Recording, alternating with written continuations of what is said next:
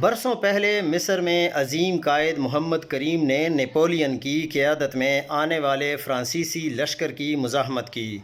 گرفتار ہونے پر انہیں سزائے موت سنائی گئی۔ نیپولین نے انہیں بلا کر کہا، مجھے افسوس ہے کہ ایک ایسے شخص کو قتل کرنا پڑ رہا ہے جس نے اپنے وطن کا اتنی بہادری سے دفاع کیا۔ میں نہیں چاہتا کہ تاریخ مجھے ایسے شخص کے طور پر یاد رکھے جس نے اپنی سرزمین کے لیے لڑنے والے ہیروز کو مار ڈالا۔ اس لیے میں تمہیں معاف کرتا ہوں اگر تم 10,000 سونے کے سکے ادا کرو جو ہمارے مارے گئے سپاہیوں کا معاوضہ ہوں۔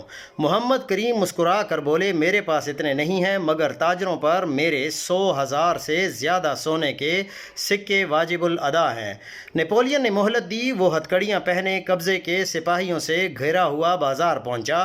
ان کے پاس یہ امید تھی کہ جن کے لیے اپنی جان داؤ پر لگائی وہ اب وفا کا ثبوت دیں گے، مگر ایک بھی تاجر نے جواب نہ دیا، الٹا ان پر الزام لگایا کہ تم نے سکندریہ کو برباد کیا اور ان کے کاروبار کو تباہ کیا۔